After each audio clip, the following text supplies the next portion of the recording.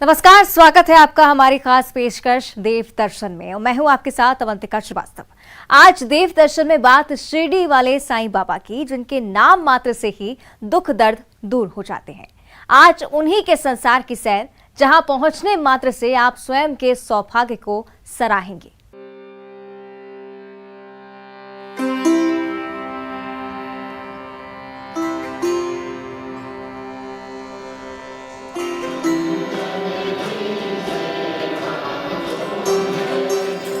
पूरे देश दुनिया की आस्था के सबसे बड़े केंद्र में से एक है शिरडी। महाराष्ट्र का सबसे बड़ा तीर्थ क्षेत्र और धनवान मंदिरों में से एक।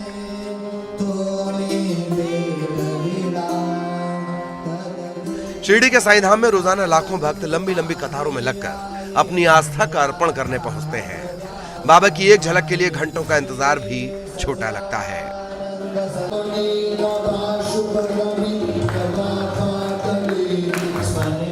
एक फकीर जो पहली बार शिरडी आया और इसी खंडोबा मंदिर में उन्हें साईं नाम मिला। भगत मालसापति द्वारा उन्हें कहा गया आओ साईं, और इसी साईं नाम को परिधान करते हुए साईं बाबा ने मानव कल्याण के लिए अनगिनत चमत्कार किए, मानव को सही दिशा दिखाई। इसी साईं नाम को आज हम साईं बाबा के नाम से जानते हैं।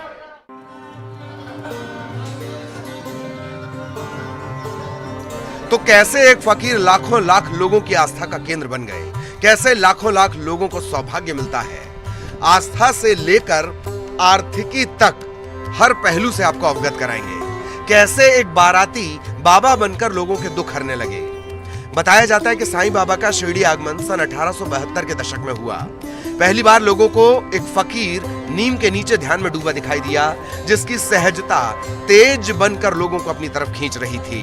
तब शिरडी खंडोबा मंदिर में भगत मल्हासपति ने कहा आओ साईं। बस तभी से ये फकीर के साईं और फिर साईं बाबा बनने का सिलसिला शुरू हुआ।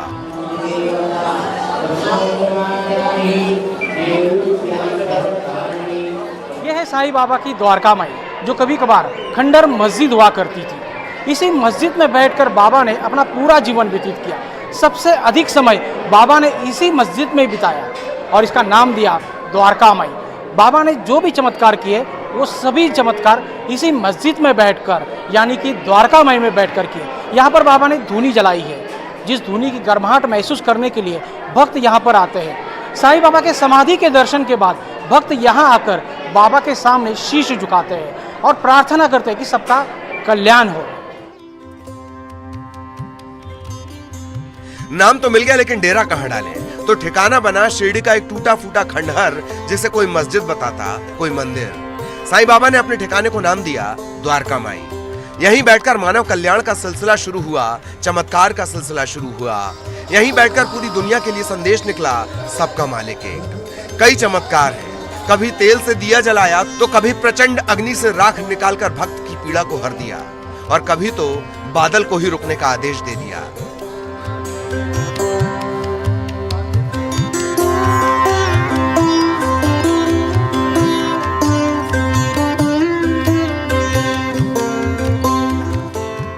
ये बाबा की भक्ति की शक्ति है कि आज भले ही उनका शरीर मौजूद नहीं, लेकिन शिरडी के कण कण में आप साईं को महसूस कर सकते हैं। बाबा ने दशहरे के दिन अपनी देह त्याग कर महासमाधि ली थी। 15 अक्टूबर 1918 को इसी द्वारका माई में बाबा का महानिर्वाण हुआ। खास बात यह कि साईं ने दुनिया छोड़ने के संकेत पहले ही दे दिए थे। उनका कहना था कि दशहरे का दिन धरती से विदा लेने का सबसे अच्छा दिन है।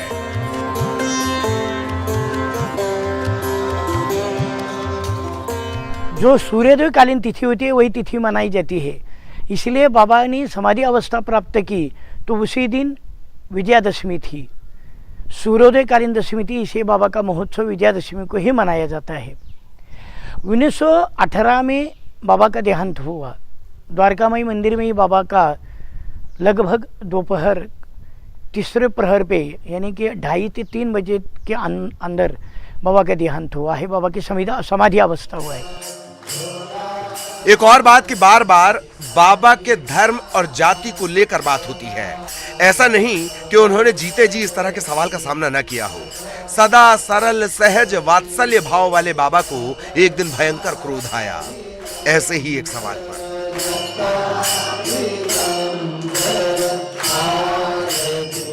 बाबा अचानक क्रोधित हो गए और अपने सब वस्त्र निकाल के धुने में डाल दिया। दिगंबर अवस्था में खड़े हो गए और जोर से बोलने लगे कि आप मुझे पहचानो, मैं हिंदू हूँ या मुसलमान हूँ। तो भागुजी शिंदे नामक उनका भक्त था, वो उनके पास गया, उन्होंने लंगोट पहनने के लिए प्रयास किया तो उनको ने सटका से बाबा ने मार दिया और बोले यह मेरा सीमोल्लंघन है। सभी मुझे मेरे लिए आशंका लेते हैं कि मैं हिंदू या ब्राह्मण हो या मुस्लिम हो, तो आज पहचानो सब कुछ मुझे।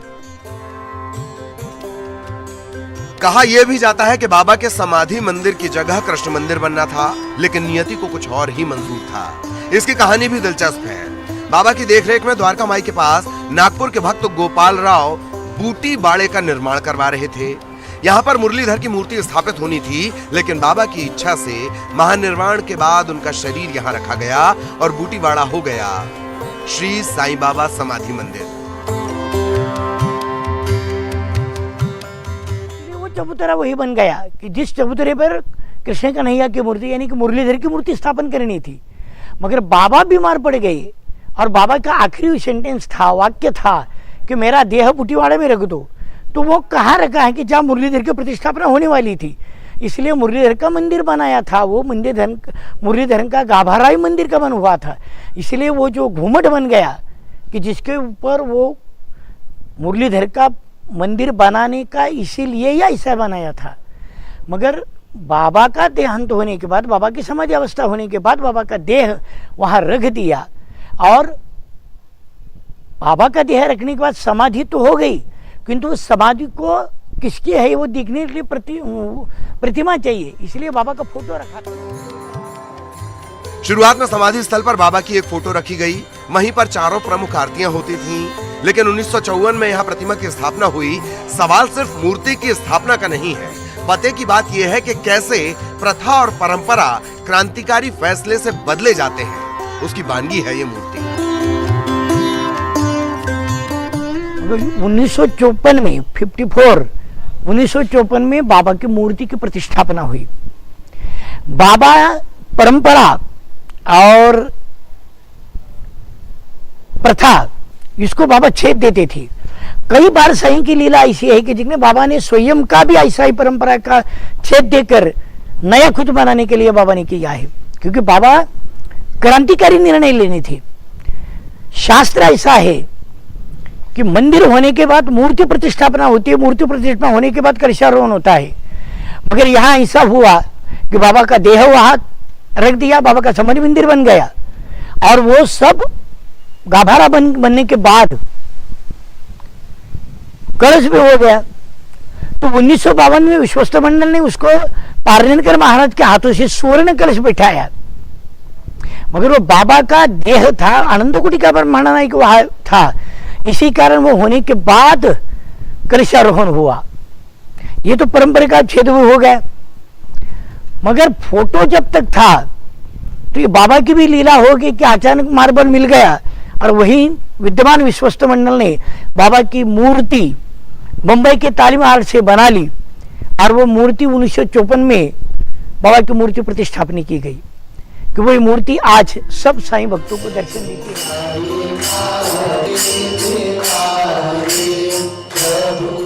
आस्था की राग जो लाखों भक्तों की एकमात्र आस है। चमत्कार नहीं तो क्या कहें कि कड़वी नीम मीठी लगे। जिसके जाति धर्म पर निशाना साधा गया, वहां उत्सवों की छटा देखते ही बनती है। इसके अलावा बाकी है साईं धाम का आर्थिक पहलू। तो बने रहिए हमारे साथ। साईं धाम से न्यूज़ 18 के लिए सुनील दवंगे की रिपोर्ट।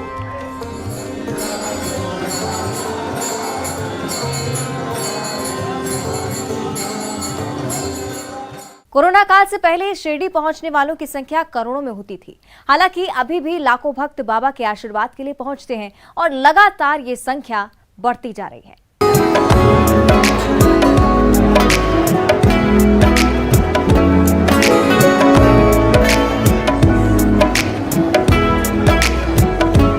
देश दुनिया के लाखों भक्त और साईं के प्रति अपार आस्था एक सैलाब सा लाती है। इस पूरे सैलाब को व्यवस्थित रखना किसी चुनौती से कम नहीं, और इस चुनौती को पूरा करता है साईं ट्रस्ट। दर्शन व्यवस्था और बुनियादी सुविधा देने वाले साईं ट्रस्ट के मुखिया IAS अधिकारी होते हैं।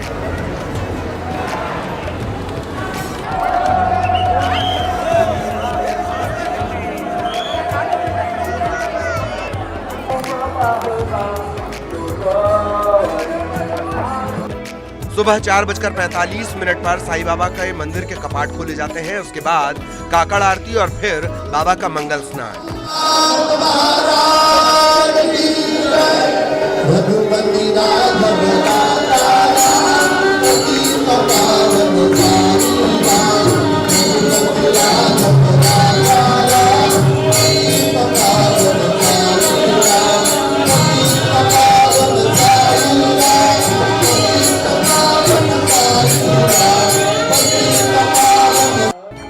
काकड़ आरती और मंगल स्नान देखना किसी अलौकिक अनुभव से कम नहीं होता।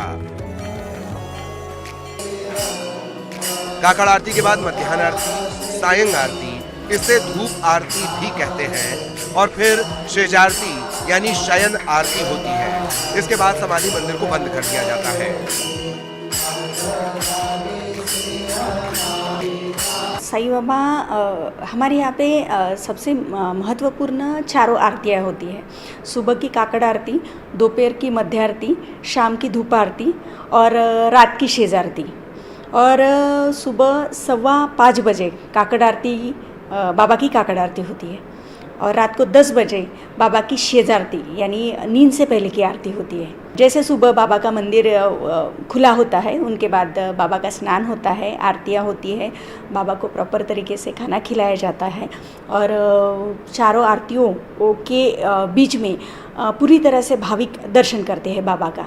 दर्शन की हमारे यहाँ पे 2 प्रकार की व्यवस्था है। आप ऑनलाइन भी दर्शन कर सकते हैं, ऑनलाइन बुक करके, और आप ऑफलाइन भी दर्शन कर सकते हैं। और हमारी नई दर्शन रंग अभी जो चालू होने वाली है, उसका अभी इनॉग्रेशन होने जा रहा है। इसके बाद वो चालू होने के बाद भाविक पूरे नई दर्शन रंग से दर्शन करेंगे। सालाना करोड़ों भक्तों को बुनियादी सुविधाएं देने के अलावा भी साईं ट्रस्ट कई जिम्मेदारियां निभाता है।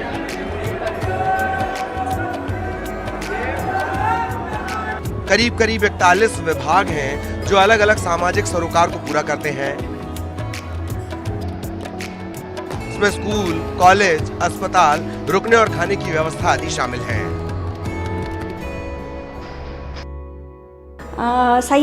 कोरोना के बाद साईं बाबा विश्वस्त संस्थान की हर एक्टिविटी पूरी तरह से खुली हो गई है।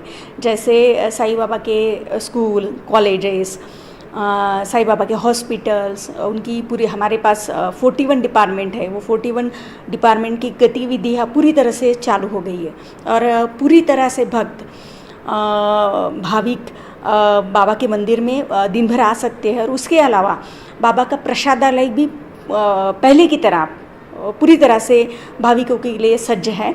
भाविक जाके वहाँ पे खाना खा सकते हैं। सबसे पहले तो ये समय लगना रश पे, यानी जितनी भीड़ है, अगर ज़्यादा भीड़ है तो ऑब्वियसली थोड़ा सा समय लग सकता है। अगर जिस दिन भीड़ कम है, उस दिन बाबा का दर्शन बहुत जल्दी और इजी तरह से होता है। बहुत ही उनके चेहरे पे बहुत ही ज़्यादा कृतार्थ भाव होता है। वो बाबा के भक्त जब अपने बाबा से मिलते हैं, जब वो समाधि का दर्शन लेते हैं, तब उनके मन में होता है कि मुझे अपने बाबा मिल गए, और वो बड़े खुश होते हैं। सबसे पहले बात कि हर कोई चाहेगा कि बाबा का जो वाड़ा है, बाबा का जो मंदिर हो, कई सालों तक वैसे के वैसे बना रहे, उसका मजबूतीकरण हो, उसका सुदृढ़ीकरण हो। तो उसके लिए हम कोशिश करने जा रहे हैं, और इसके लिए हम भारतीय पुरातत्व संस्था का भी सहाय ले रहे हैं। और ऑब्वियसली पूरी तरह से मुआयना लेने के बाद ही हम इसकी शुरुआत करेंगे। बाबा के महानिर्वाण के बाद तारीख 13 फरवरी 1922 को साईं बाबा संस्थान की स्थापना हुई। सिर्फ 900 भक्तों का ये परिवार आज लाखों तक पहुंच गया है। आपको हैरानी होगी कि संस्थान का पहला बजट 3200 रुपए था, और आज 2300 करोड़ की एफडी है, जबकि करीब 450 किलो सोना ट्रस्ट के पास है। दरबार को 125 करोड़ तक का अधिकतम दान मिल चुका है। हफ्ते में 2 बार दान की रकम गिनी जाती है। ये तो हुई ट्रस्ट की आर्थिक सेहत। लेकिन अभी भी बाकी है कई दिलचस्प पहलू जो शिरडी के साईं दरबार को पूरी दुनिया में अनोखा बनाते हैं। साईं धाम से न्यूज़ 18 के लिए सुनील दवंगे की रिपोर्ट।